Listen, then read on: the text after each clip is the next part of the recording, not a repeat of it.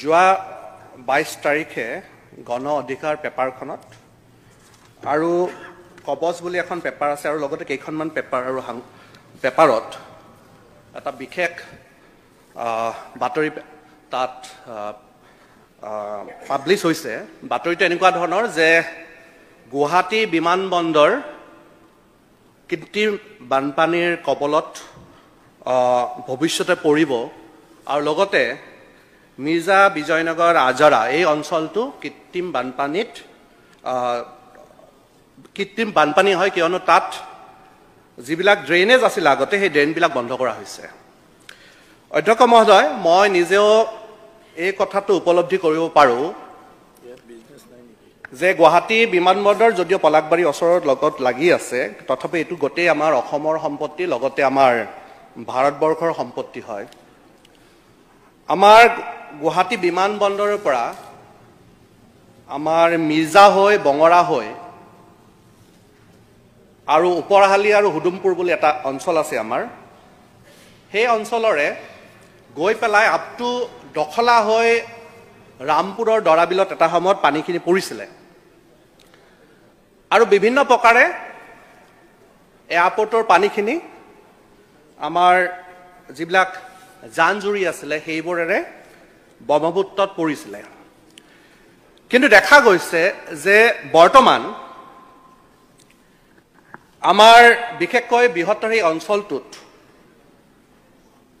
আমাৰ আৰ্থফিলিং হোৱা বাবে যেহেতু আমাক ইণ্ডাষ্ট্ৰী লাগে, উদ্যোগ লাগে, কিয়নো আমাৰ সংস্থাপনৰো ব্যৱস্থা হয় তাৰ পৰা, কিয়নো আমাৰ পলাশবাৰীত যিবিলাক উদ্যোগ হৈছে তাত আমাৰ স্থানীয় যুৱক যুৱতীয়ে তাত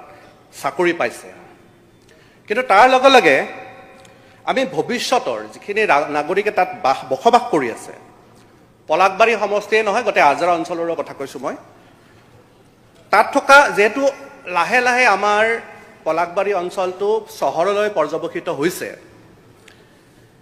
তাত থকা মানুহখিনিয়ে যাতে ভৱিষ্যতে কোনো এই বানপানীৰ সমস্যা নহয়, কিয়নো বৰ্তমান আৰম্ভ হৈছে বানপানীৰ সমস্যা হৈছে তাত কৃত্ৰিম বানপানীৰ, তাৰ কাৰণে যিবিলাক ড্ৰেইনেজ আছিলে সেই ড্ৰেইনবিলাক খোলাৰ ব্যৱস্থা কৰিব লাগে, কিয়নো এটা সময়ত মিৰ্জা হওক, ওপৰহালি হওক বা বিজয়নগৰ হওক এই অঞ্চলত বানপানী হোৱা নাছিলে। এতিয়া এজাক বৰষুণ দিলে সেই অঞ্চলটো বানপানী হয় আৰু তাত সেইটো সহজতে প্ৰত্যক্ষ কৰিব পাৰি, কিয়নো মই আমাৰ তাত এটা মাননীয় মন্ত্ৰী মহোদয় জানিব যে ইতিমধ্যে দখলাৰ পৰা সত্ৰাপাৰা হৈ ৰামপুৰৰ দলাবিলত এটা আৰ্টিফিচিয়েল ড্ৰেইন বনোৱা হৈছিলে। সেই ড্ৰেইনটোৰে গোটেই এয়াৰপৰ্টৰ পানীও গৈছিলে আৰু বৃহত্তৰ মিৰ্জা বিজয়নগৰৰ পানী সেই ড্ৰেইনটোৰে গৈ দৰাবিলত পৰিছিলে আৰু দৰাবিলৰ পৰা কানেকশ্যন আছে সেইটো ব্ৰহ্মপুত্ৰত পৰিছিলে। কিন্তু বৰ্তমান দেখা গৈছে যে এই দখলাৰ যিটো আৰ্টিফিচিয়েল সেইটো আমাৰ মাটি অধিগ্ৰহণ কৰি বহু বছৰ আগতে সেই আৰ্টিফিচিয়েল ড্ৰেইনটো বনোৱা হৈছিলে। ম্যাদী মাটি অধিগ্ৰহণ কৰা হৈছিলে, চৰকাৰী মাটিও আছিলে তাত। কিন্তু বৰ্তমান দেখা গৈছে যে সেই আৰ্টিফিচিয়েল ড্ৰেইনটোৰ ফ্ৰণ্টতে কিছুমান উদ্যোগ তাক স্থাপন কৰা হৈছে, যি উদ্যোগসমূহে এই ড্ৰেইনেজ ছিষ্টেমটো তেওঁলোকে নাৰাখিলে, ব্লক কৰি দিয়া হ'ল, যাৰ ফলত নেকি এতিয়া দেখা গৈছে যে আমাৰ সেই অঞ্চলবিলাকত আমাৰ বানপানী হোৱা পৰিলক্ষিত হৈছে। আমাৰ বিভিন্ন অঞ্চলত পলাশবাৰীৰ মিৰ্জাই হওক, আমাৰ সৰু তেজপুৰে হওক, বৰ তেজপুৰে হওক, হুডুমপুৰে হওক, ৰামপুৰে হওক, মিৰ্জাই হওক, পলাশবাৰী টাউনে হওক, এই বিভিন্ন অঞ্চলত ইতিমধ্যে প্ৰায় 56টাৰো অধিক উদ্যোগ তাত স্থাপন হৈছে। কিন্তু এই উদ্যোগসমূহৰ যিবিলাক প্ৰপাৰ ড্ৰেইনেজ লাগে, সেই পানীটো ক'ৰ পৰা ওলাই যাব, তেওঁলোকৰ বেয়া পানীটো বা সেইখিনি প্ৰপাৰ ড্ৰেইনেজ নথকাৰ ফলত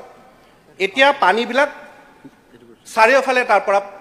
গুচি যোৱা হৈছে। সেইটো কাৰণে আমাৰ মন্ত্ৰী মহোদয়ক মই এটা ৰিকুৱেষ্ট জনাইছোঁ, যাতে এতিয়াই যদি কৰা নাযায় পিছত দিগদাৰ হ'ব, কিয়নো আমাৰ পলাশবাৰী অঞ্চলটো প্ৰায় এতিয়া 70% এতিয়া আমাৰ টাউনত ৰূপান্তৰিত, চহৰলৈ ৰূপান্তৰিত হৈছে। সেইকাৰণে মন্ত্ৰী মহোদয়ক মই অনুৰোধ জনাম যাতে চৰকাৰী মাটিখিনি ওলাই লোৱা হয় আৰু লগতে যদি দৰকাৰ হয় অকমান কিছু আমাৰ মাটি অধিগ্ৰহণ কৰিও এই প্ৰপাৰ ড্ৰেইনেজ সিস্টেমটো যাতে কৰে কিয়নো আপোনালোকে জানে যে আমাৰ পলাকবাৰী অঞ্চলত ইতিমধ্যে